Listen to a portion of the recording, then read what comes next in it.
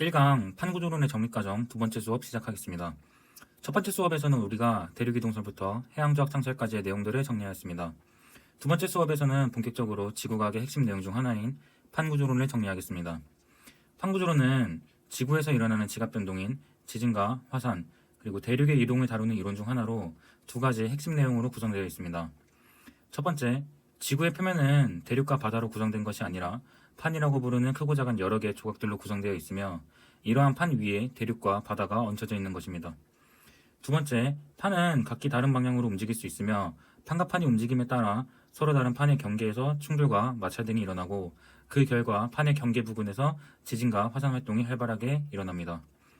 이 두 가지가 판구조론의 핵심 내용이며 이번 수업에서는 본격적으로 판구조론이 다루고 있는 내용들을 자세히 살펴보겠습니다. 첫 번째로 살펴볼 내용은 판이라는 개념입니다. 판구조론에서 지구의 표면은 판으로 뒤덮여져 있다고 했는데 이 판이라는 개념이 직권에서 어떤 영역에 해당하는지 알아보겠습니다.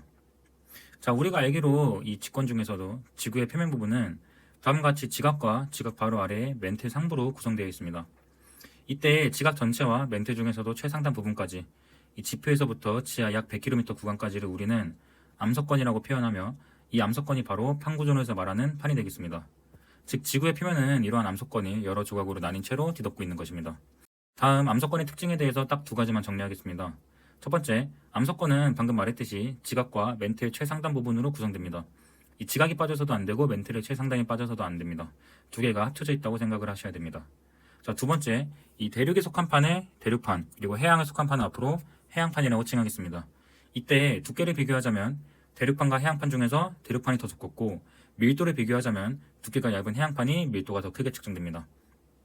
다음으로 이러한 판은 서로 다른 방향으로 움직이고 있다고 했는데 이렇게 두껍고 무거운 판을 움직이는 힘에 대해서 알아보겠습니다. 자, 멘틀 상부 중에서도 지하 100km에서 지하 400km 구간까지를 우리는 연약권이라고 부릅니다. 연약권은 물질의 상태가 딱딱한 고체 상태이지만 물질의 일부분이 녹아있는 부분 용융된 상태입니다. 따라서 연약권의 물질은 유동성을 가지고 있으며 이때 연약권 내부의 뜨거운 물질은 위로 올라가고 차가운 물질은 아래로 가라앉는 대류 현상이 일어나게 됩니다. 그리고 연약권 위에 놓여져 있는 판은 멘틀 대류를 따라서 자연스럽게 이동을 할 수가 있게 됩니다. 즉 연약권 내의 멘틀 대류가 판을 움직이는 원동력으로 작용하는 것입니다. 여기까지 해서 판의 기본적인 개념과 판을 움직이는 원동력에 대해서 알아보았습니다. 다음으로 우리는 판의 경계에 대해서 알아보겠습니다. 서로 다른 판과 판이 어떻게 움직이는지에 따라서 판의 경계는 세 가지 종류로 구분할 수 있습니다. 첫 번째로 이러한 경우를 상상해 보겠습니다. 다음과 같이 판이 존재할 때 이 판 아래에서 멘틀 대류가 올라오는 경우입니다. 올라오는 멘틀 대류는 곧 판에 막혀서 양옆으로 움직이게 되는데 이때 이 위에 놓여진 판 역시 멘틀 대류를 따라 양옆으로 갈라지듯이 움직이게 됩니다. 우리는 이러한 판의 경계를 판과 판이 멀어진다는 의미에서 발산형 경계라 부릅니다. 발산형 경계의 특징을 세 가지만 정리하겠습니다. 첫 번째로 발산형 경계는 방금 언급했듯이 멘틀 대류의 상승부에 위치합니다. 두 번째로 발산형 경계의 틈새에서는 새로운 지각, 새로운 판이 지속적으로 생성되고 있습니다. 세 번째로 이렇게 판을 양옆에서 잡아당기는 힘을 장력이라고 부릅니다. 발산형 경계는 지속적으로 장력을 받는 지형이며 이 장력으로 인해서 정단층이라는 지형이 만들어집니다. 여기까지 발산형 경계에 대해서 알아보았습니다. 두 번째로 볼 판의 경계는 수렴형 경계입니다. 수렴형 경계는 발산형 경계와 반대로 서로 다른 판과 판이 모이는 곳이 수렴형 경계가 되며 이러한 수렴형 경계는 멘틀 대류의 하강부에서 만들어지게 됩니다. 또한 발산형 경계에서 새로운 지각이 만들어진다면 수렴형 경계에서는 기존 지각이 소멸하게 되며 판을 양옆에서 미는 힘인 횡압력을 지속적으로 받게 되고 이 횡압력으로 인해서 역단층이 만들어지게 됩니다. 여기까지가 두 번째 판의 경계인 수렴형 경계가 되겠습니다. 판의 경계 마지막 종류는 보존형 경계입니다. 보존형 경계는 특수한 조건에서 만들어집니다. 다음과 같이 발산형 경계가 서로 다른 곳에 이어진 지형이 있다고 가정하겠습니다. 이때 서로 다른 발산형 경계 사이에서는 판과 판이 엇갈리는 방향으로 움직이는 경계가 존재합니다. 이러한 경계가 바로 보존형 경계가 되며 보존형 경계는 이와 같이 주로 발산형 경계 사이에서 만들어지게 됩니다. 또한 보존형 경계는 앞에 두 종류와 달리 지각의 생성이나 소멸이 일어난다고 보지 않으며 발산형이 정단층, 수렴형이 역단층이 만들어질 때 보존형 경계에서는 변환단층이라는 지형이 만들어지게 됩니다. 이렇게 해서 세 가지 종류의 판의 경계와 각 경계의 특징을 알아보았습니다. 앞서 우리는 판의 종류로 대륙판과 해양판이 존재한다고 배웠습니다.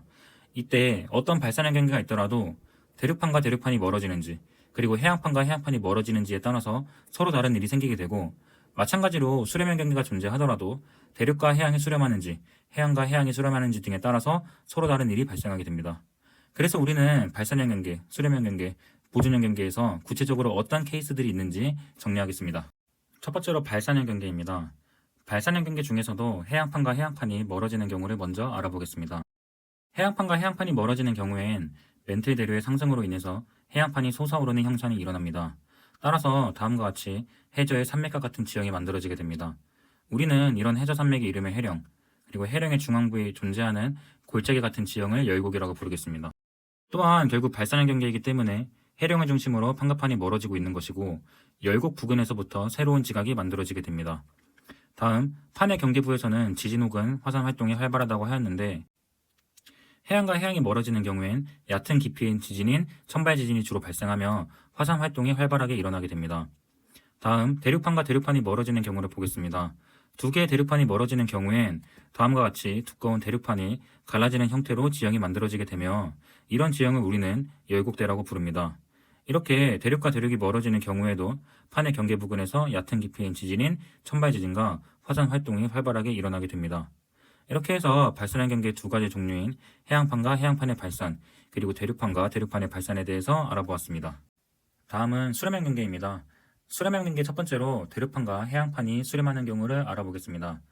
대륙과 해양이 만나는 경우 밀도가 더 큰 해양판이 대륙판의 아래, 멘틀 속으로 들어가는 섭입 현상이 일어나며 이렇게 섭입이 일어나는 영역을 섭입대라고 부릅니다.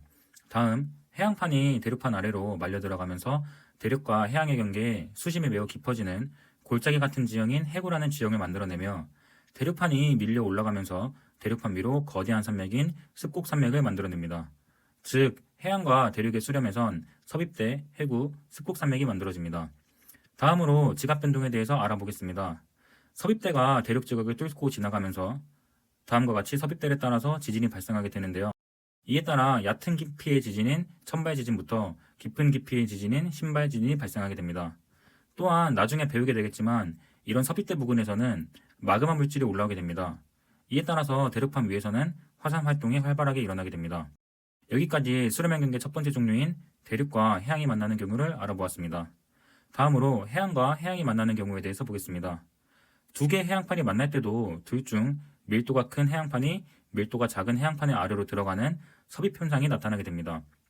따라서 앞에서와 마찬가지로 섭입대가 발달하며 해양판이 말려 들어가면서 움푹 패인 해구가 만들어지고 섭입대에서 올라오는 마그마로 인해 화산 활동이 일어나면 화산섬들이 부채꼴로 퍼진 모양인 호상열도라는 지형을 만들어내게 됩니다. 즉, 해안과 해양의 수렴에서는 섭입대, 해구, 호상열도가 만들어집니다. 지각 변동에 대해서 알아보면 역시나 섭입대의 존재로 인하여 천발 지진부터 신발 지진까지 발생하고 화산 활동은 섭입대 위에 있는 해양판에서 활발하게 일어나게 됩니다. 다음으로 수렴형 경계 세 번째 종류인 대륙과 대륙이 만나는 경우를 알아보겠습니다. 두 개의 대륙판이 서로 만나는 경우 판의 섭입은 일어나지 않으며 두 개의 대륙판이 포개지는 정도에서 그치게 됩니다. 이때 거대한 대륙들의 충돌로 인해서 판의 경계 부근에 거대한 습곡산맥을 만들어내게 됩니다. 지각 변동의 경우 신발 지진까지는 발생하지 않고 천발에서 중발 지진이 일어나게 되며 화산 활동은 일어나지 않습니다. 이렇게 해서 수렴형 경계 세 가지 종류에 대해서 알아보았습니다. 여기서 조금 더 개념을 정리하자면 대륙과 해양의 수렴, 해양과 해양의 수렴과 같이 섭입대가 발달하는 경우를 수렴형 경계 중에서도 섭입형 경계라고 표현하며 대륙과 대륙의 수렴 같은 경우는 섭입이 일어나지 않기 때문에 충돌형 경계라고 표현하기도 합니다. 여기서 섭입형 경계의 특징은 모두 공통되게 섭입대와 해구가 발달하며 지진 또한 천발에서부터 신발까지 그리고 화산 활동이 활발하게 일어남을 알 수 있습니다. 또한 해구 부근, 즉 서로 다른 판의 경계를 기준으로 해서 모든 지진과 화산 활동 등이 한쪽 판에서만 발달하는 현상을 확인할 수 있습니다. 이것이 섭입형 경계의 가장 큰 특징이며 이를 응용한 문제가 다수 출제되니 꼭 기억하고 넘어가시기 바라겠습니다. 다음으로 대륙과 해양이 만나는 경우를 조금 더 자세히 살펴보겠습니다. 일반적으로 대륙과 해양이 만나는 경우엔 왼쪽 그림과 같이 섭입대, 해구, 습곡산맥이 발달하지만 조금 다른 경우가 있습니다. 바로 오른쪽 그림처럼 대륙판이 해양 지각을 일부 가지고 있으며 또 다른 해양판이 이 대륙 지각의 아래로 섭입하는 경우입니다. 이런 경우엔 섭입대에서 올라오는 마그마가 해양 지각 쪽으로 올라가게 되고 해양 지각 위로 화산섬들의 나열인 호상열도를 만들어낼 수가 있습니다. 즉, 대륙과 해양의 수렴이지만 왼쪽과 같은 경우엔 습곡산맥을, 오른쪽과 같은 경우엔 호상열도를 만들어낼 수 있으니 별도로 기억하셔야 됩니다. 다음으로 판의 경계 마지막인 보존형 경계에 대해서 알아보겠습니다. 우리가 앞에서 공부했던 보존형 경계의 첫 번째 특징은 주로 발산형 경계 사이에서 발달한다는 점이었습니다.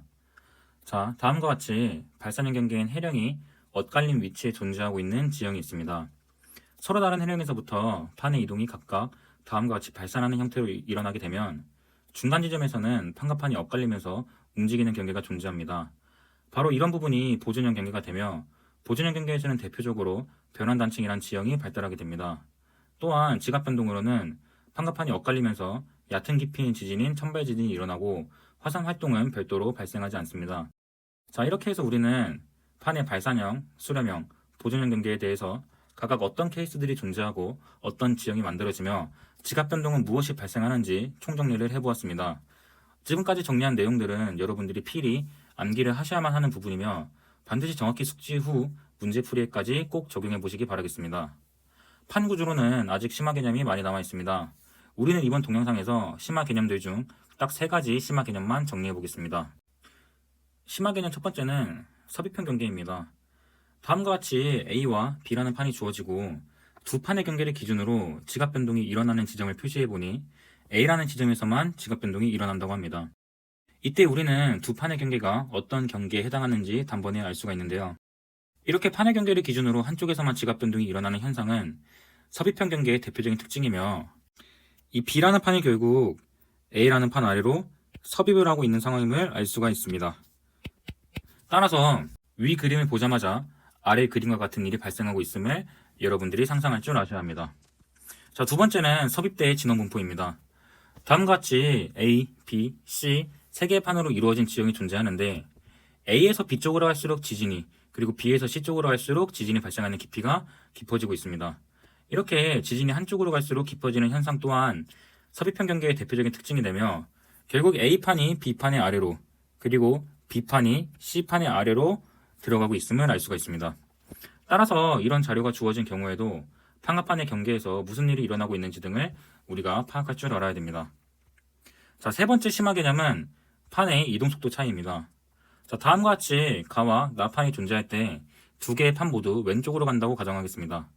이때 가가 1년에 6cm씩, 나가 1년에 3cm씩 이동한다면 두 판의 경계는 점차 멀어지게 되어 발산형 경계가 만들어질 것입니다. 다음으로 반대의 경우를 생각해 보겠습니다. 다음과 같이 다와 라판이 존재할 때 두 판 역시 왼쪽으로 이동하는 상황이고 이때 라는 1년에 6cm씩, 다는 1년에 3cm씩 이동하게 된다면 두 판의 경계는 좁혀지게 되며 수렴형 경계가 완성이 됩니다. 즉, 가나 다라 모두 하나같이 왼쪽으로 이동하지만 판의 이동속도 차이에 의해서 어딘가는 발산형이, 어딘가는 수렴형이 될 수도 있습니다. 이렇게 해서 판 구조론에서 다루는 몇 가지 심화 개념까지 정리를 해보았습니다. 해당 영상에 수록된 내용은 아주 기초적인 내용이며 반드시 여러분들이 모든 내용을 충분히 숙지하시고 암기하신 상태에서 문제풀이까지 멈추지 않고 진행해 보시기 바랍니다. 오늘 영상은 여기까지입니다. 다들 수고하셨습니다.